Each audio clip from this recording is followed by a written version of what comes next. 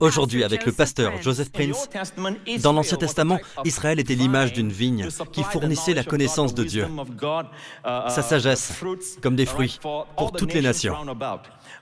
Mais ils ont échoué. Et dans le psaume 80, nous voyons le psalmiste dire au Seigneur, « Tu avais arraché de l'Égypte une vigne ». C'est-à-dire Israël. Tu as chassé des nations et tu l'as plantée, Israël, mais elle a échoué. Le prophète Ésaïe compare Israël à une vigne. À plusieurs reprises dans le livre d'Ésaïe, vous verrez qu'il parle d'Israël telle une vigne, mais Israël a échoué. Alors Jésus est venu. Dans Jean au chapitre 15, Jésus dit « Je suis la vraie vigne ». Jean 15, « Et mon Père est le vigneron ». D'accord. Au verset 5 à présent, « Je suis la vigne ». Vous êtes les sarments. Je suis la vigne, vous êtes les sarments. En tant que croyants, nous sommes tous connectés au Seigneur Jésus. Nous sommes la branche de la vigne vivante. Le problème, c'est que nous essayons d'être la vigne, alors que le Seigneur a fait de nous la branche. Sur quelle partie de l'arbre poussent les fruits? La branche, d'accord? Comme les raisins, par exemple, ces délices que vous voyez ici. Vous voyez les branches? Nous sommes les branches. Nous sommes tous les branches de la vraie vigne, qui est notre Seigneur Jésus. La vigne et les branches ne font qu'un. En fait, le bois de la vigne n'est pas très intéressant. Ce n'est pas un arbre avec un tronc et des branches, d'accord? En fait, elle n'a pas de tronc. Elle est faite de branches qui se tortillent et s'agrippent. Jésus dit, « Je suis la vigne, le pourvoyeur. Vous, vous portez le fruit. Vous êtes la partie qui porte les fruits. Vous n'êtes pas le pourvoyeur. Vous n'êtes pas le producteur, pas le responsable. Je suis le responsable. Votre tâche est de porter le fruit, faire apparaître le fruit.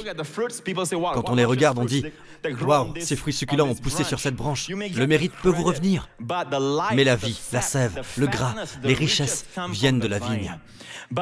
Mais la même vie, le gras qui coule dans la vigne, coule dans les branches. Et tout ce que le Seigneur nous demande de faire à travers son discours, revoyons tout ça. Verset 5. « Je suis la vigne, vous êtes les sarments. Celui qui demeure en moi, et en qui je demeure, celui-là donne beaucoup de fruits, car en dehors de moi, vous ne pouvez rien faire. Celui qui demeure en moi, le verset 4, demeure en moi, et en qui je demeure, comme la branche ne peut à elle seule porter des fruits, à moins qu'elle demeure en la vigne, vous non plus, à moins de demeurer en moi. » Notez le mot « demeurer » qui revient toujours. Tout ce que vous avez à faire, c'est demeurer. Qu'est-ce que cela veut dire? Restez où vous êtes.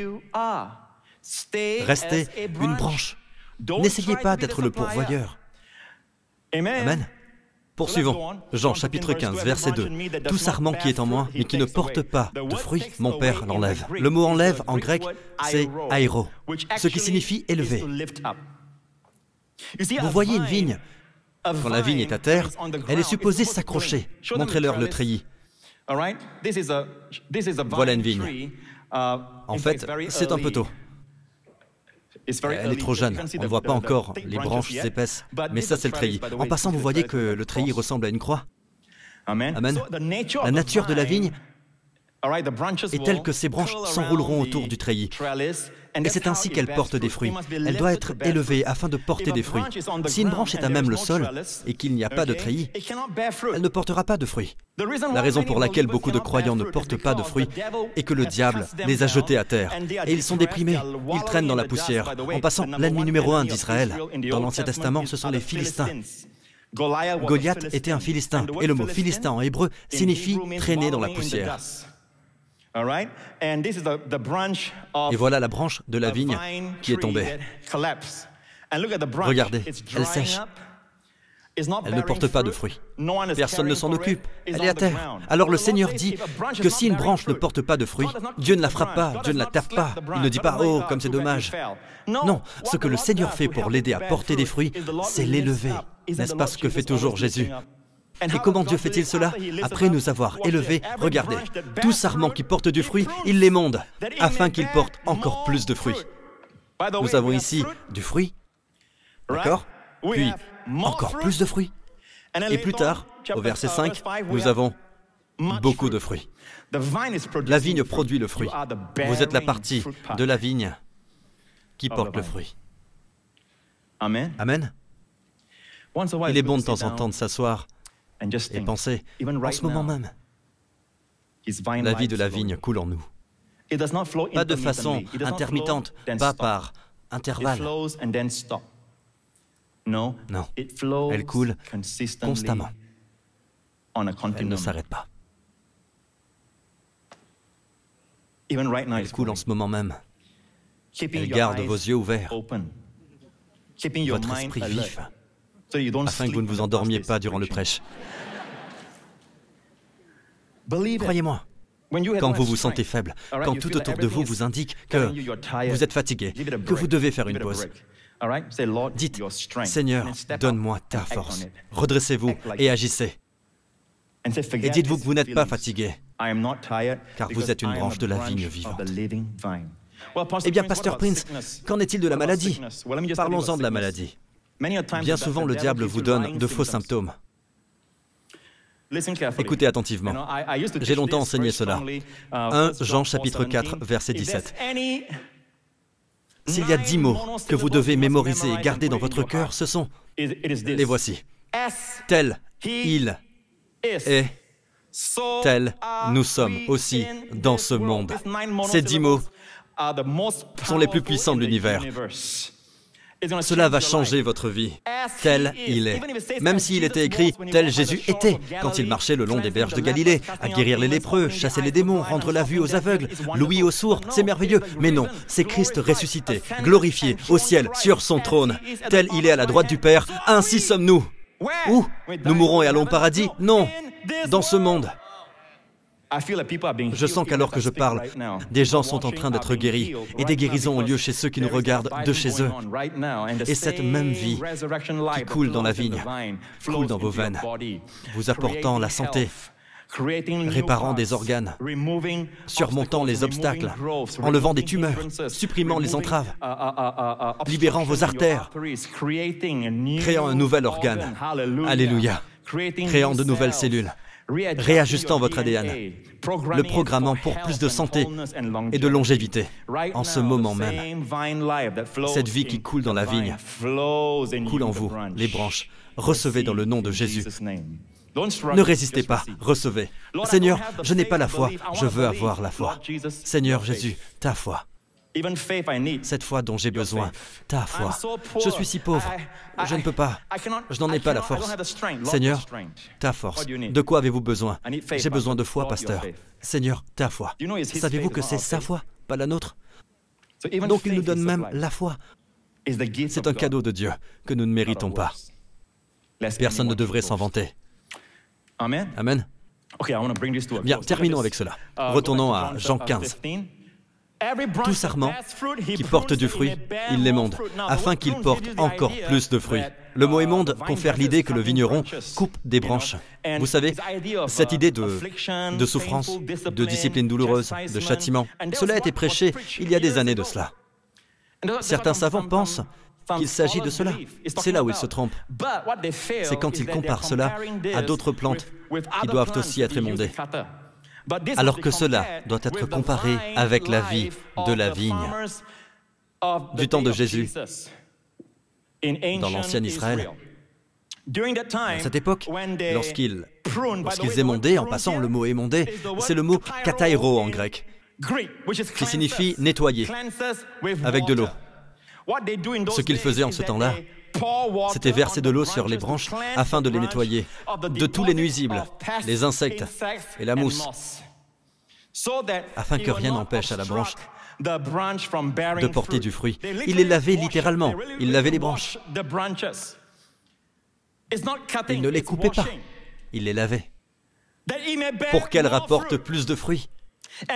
Et afin de confirmer cela, verset 3, « Déjà vous êtes purs, à cause de la parole que je vous ai annoncée. » Et le mot « pur » est le mot « kataros » ou « katairo ».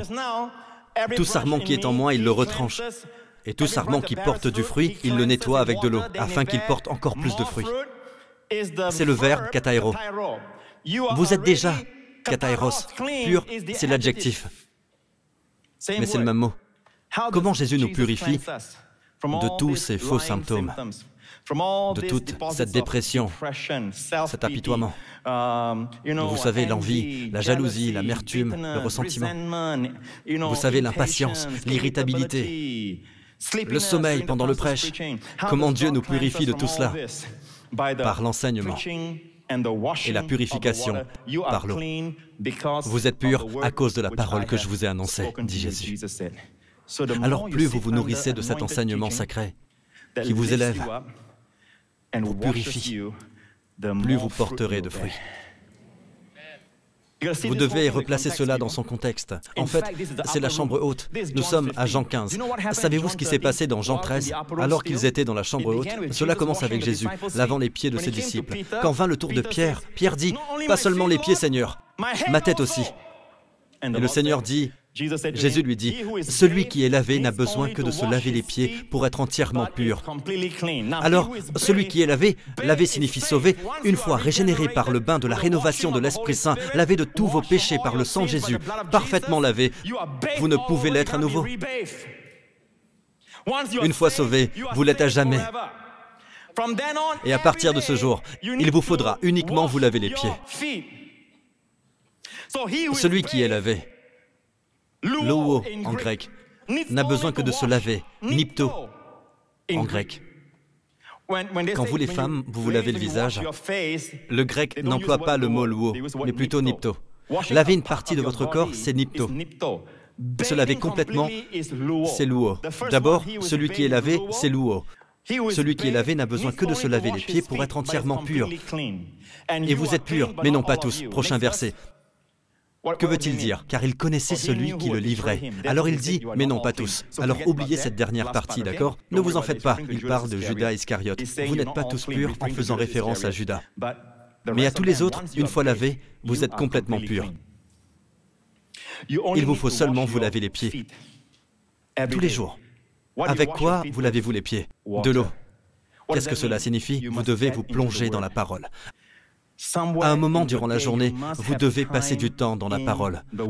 Vous devez au moins avoir une dévotion quotidienne. Les miennes sont très bien. Vous en voulez d'autres? Il y en a plein, d'accord?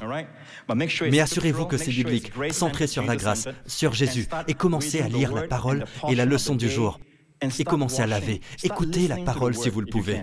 Plus vous écoutez, plus la branche est lavée, de tout ce que les insectes et les nuisibles laissent derrière eux. Et vous porterez plus de fruits. Amen.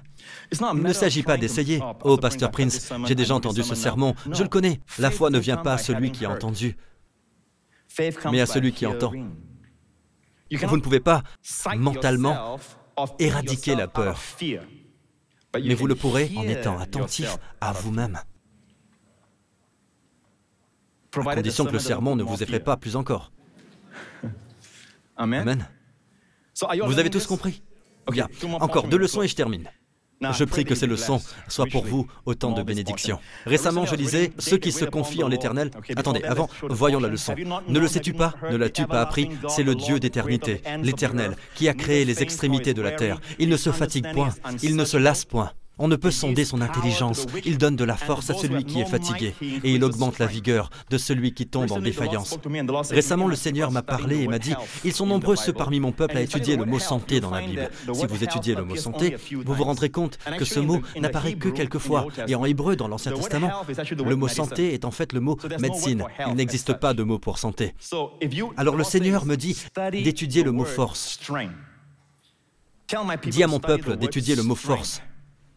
Parce que force apparaît partout dans la Bible, dans l'Ancien et le Nouveau Testament. Qu'est-ce que la maladie et la faiblesse? L'absence de force. Qu'est-ce que vieillir? L'absence de force. On devient infirme. Vous me suivez? Alors ici, il est dit, Dieu ne se lasse pas. Il donne la force à celui qui est fatigué. Et il augmente la vigueur de celui qui tombe en défaillance. Et certains parmi vous admirez les jeunes. Vous dites, waouh, ils sont si jeunes, si énergiques. J'aimerais être jeune à nouveau. Ils sont si vifs, pleins d'énergie. Mais regardez le prochain verset. Les adolescents se fatiguent. Dieu dit, n'enviez pas les jeunes. Les adolescents se fatiguent et se lassent. Et les jeunes hommes chancellent. Mais si vous deviez envier des gens, enviez ceux-ci, ceux qui se confient en l'Éternel. Ceux qui se confient en l'Éternel renouvellent leurs forces. Ils prennent le vol comme les aigles. Ils courent et ne se lassent point. Ils marchent et ne se fatiguent point. Même les jeunes courent et se lassent. Ils marchent et se fatiguent. Mais si vous vous confiez en l'Éternel, et le mot confier, en hébreu c'est le mot kava, c'est ce que je viens de vous expliquer. Vous vous souvenez du terme liés ensemble? Vous et le Seigneur êtes étroitement liés. C'est l'idée même de la vigne et des branches. Et le mot kava signifie corde. En passant, le mot kava est aussi le mot hébreu pour espoir. Et l'espoir biblique, pas le terme utilisé couramment. En français courant, quand on espère quelque chose, cela signifie qu'une chose peut se produire ou pas. Mais l'espoir biblique, c'est la certitude que de bonnes choses arriveront à l'avenir. Et le Seigneur me dit, « Fils, le monde a compris le contraire. Premièrement, il est dit ici que vous prendrez votre envol. Cela signifie que vous allez vous envoler comme des aigles. » En fait, la Bible dit que Dieu te fait rajeunir comme l'aigle. Et le rajeunissement de l'aigle, c'est un processus de mue au sens littéral. Alors nous allons nous envoler comme des aigles. Avant tout, quand vous vous confiez en l'Éternel, passez du temps dans la parole. Car le soir ou très tôt le matin, trouvez du temps à passer avec la vigne de vie. Restez tout près, en contact avec Jésus. Et vous allez vous envoler. D'abord, vous envolez. Ensuite, vous courrez sans vous lasser. Puis vous marcherez sans vous épuiser. Et le Seigneur me dit ceci, le monde a compris à l'envers. Le monde commence toujours par marcher, puis courir sans jamais s'envoler. Dieu dit, vous commencez, votre force sera comme ça. Vous commencez avec moi dans le monde spirituel. Et dès le départ, vous vous envolerez comme des aigles. Puis vous courrez sans vous lasser, vous marcherez sans vous épuiser. Puis-je avoir un bon amen? Ne voit-on pas cela dans la Bible? Dieu, qui ne ment point, qui est 3 fois saint et ne ment point, nous dit que nous allons courir sans nous lasser. Il nous fait rajeunir comme des aigles. Il y a un homme dans la Bible, et je terminerai avec cela, un homme qui a oublié de vieillir. Son nom est Caleb. Quand il alla à la terre promise, il avait 40 ans. Et 45 ans après y être allé en tant qu'espion, il est en terre promise. Et il vint à Josué et lui dit, « Josué, tu te souviens comment le Seigneur nous a préservés? Voyons ses propres mots. Or maintenant, voici, Caleb dit à Josué, « L'Éternel m'a fait vivre. Qui l'a maintenu en vie? Le Seigneur. Alors pourquoi s'inquiéter? » Méditez là-dessus. Je vais terminer ainsi. Le temps. L'Éternel m'a fait vivre selon qu'il avait parlé. Il y a déjà 45 ans que l'Éternel prononça cette parole à Moïse, lorsqu'Israël marchait par le désert. Et maintenant voici, je suis aujourd'hui âgé de 85 ans. Et je suis encore aussi fort que j'étais le jour où Moïse m'envoya. Et j'ai maintenant la même force que j'avais alors pour le combat et pour aller et venir. Regardez le prochain verset. Maintenant donc, donne-moi cette montagne. À 85 ans, il y avait cette montagne. Et vous savez qui habite cette montagne? Les Anakims. C'étaient des géants. Les mêmes géants qui occupaient la terre promise. À Jéricho, les Anakims étaient aussi à Hébron, la montagne d'Hébron. Elle y est toujours en passant. En fait, certains de mes pasteurs l'ont visité le mois dernier, à Hébron, la montagne d'Hébron. Et il dit, « Donne-moi cette montagne, car tu as entendu en ce jour-là que les Anakims y habitent et qu'il y a de grandes villes fortes. Peut-être que l'Éternel sera avec moi. Et je les déposséderai, comme l'Éternel en a parlé. » Et voyez ce qui arriva. Josué donc le bénit et donna Hébron en héritage à Caleb. Ça veut dire qu'il y alla, vaincu les géants, et les filles s'en allaient. Et la montagne fut la sienne. Le monde dira, vous êtes dépassés. Le peuple de Dieu dira, non, donne-moi la colline, donne-moi la montagne. Amen. Je vous le dis, vous serez surpris quand vous vivrez la vie de la vigne. Vous serez plus fort que des gens qui auront 10 ans de moins que vous. Et ils sont perpétuellement fatigués et lassés. Même les jeunes finiront par tomber, et vous demeurerez forts. En n'acceptant pas les mensonges du malin. Et quand vous commencez à oublier des choses, ne vous dites pas que vous vieillissez. N'acceptez pas quand les médecins vous disent que cela fait partie du processus de vieillissement. Dans votre cœur, dites « Je rejette cela dans le nom de Jésus ». Tout ce que je sais, c'est que nous sommes fils et filles d'Abraham. Et vous êtes des filles de Sarah. Et la Bible dit, c'est d'elle que vous êtes devenues les filles, sans vous laisser troubler par aucune crainte. Et l'hystérie, vous savez, la peur, les inquiétudes. Et il est dit, vous êtes des filles de Sarah. Et une fois, j'ai demandé au Seigneur, et j'ai dit, Seigneur, pourquoi dis-tu fille de Sarah? Pourquoi fille de Sarah et non pas fille d'Esther ou de Ruth? Ce sont des femmes merveilleuses. Et Dieu me dit, parce que Sarah fut la seule femme dans la Bible qui a été rajeunie et sa ménopause inversée. Amen.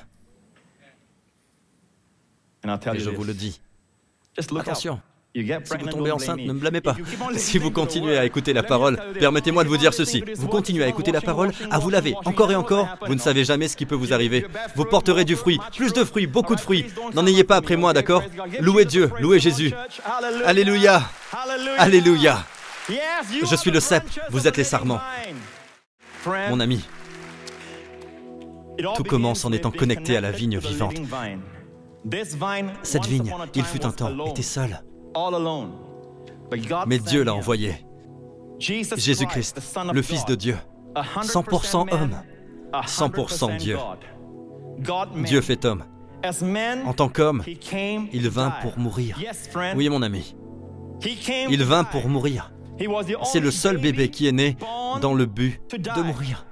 Dieu l'envoya dans un corps, dans une chair semblable à celle du péché, pas dans une chair pécheresse, mais dans une chair semblable à celle du péché, comme vous et moi, afin qu'il meure. Et pourquoi? Parce que nous avons tous péché contre Dieu. Nous avons tous choisi de suivre notre propre chemin. Nous sommes comme des brebis égarées. Nous avons négligé ce Dieu qui nous aime. Nous ne nous sommes pas préoccupés de Dieu ou de la fidélité. Un Dieu qui ne peut mentir, un Dieu qui veut le meilleur pour nous. Nous sommes comme des brebis égarées. Et Dieu se préoccupe de nous, même si ce n'est pas réciproque. Il nous a aimés avant que nous ne le connaissions. Alors que nous étions encore pécheurs, Christ est mort pour nous. Christ a porté nos péchés et nous a donné sa justice. Il a été maudit afin que vous soyez bénis. Il a été abandonné afin que Dieu soit avec vous à jamais. Vous aurez à jamais accès à la présence de Dieu. Il ne vous abandonnera jamais, ni ne vous reniera. Si vous vous sentez concerné, où que vous soyez, et si vous voulez être connecté à la vigne vivante, dites cette prière maintenant avec moi, vous devant votre télé. Si vous voulez que cela se réalise dans votre vie, dites après moi, de tout cœur, dites « Père Céleste, merci pour le cadeau en Jésus-Christ. Ton Fils, qui est mort sur la croix pour mes péchés, il a porté mes péchés, afin que j'obtienne sa justice. Il a été maudit afin que je sois béni. Il a été ressuscité des morts sans mes péchés et j'ai été élevé en lui. Et aujourd'hui, je m'assois avec lui à ta droite, me reposant, vivant une vie de repos, où Jésus fait tout pour moi. Merci, Papa. Jésus-Christ est mon Seigneur. Je suis complètement sauvé, complètement pardonné et grandement béni. Dans le nom de Jésus. Et nous disons tous Amen.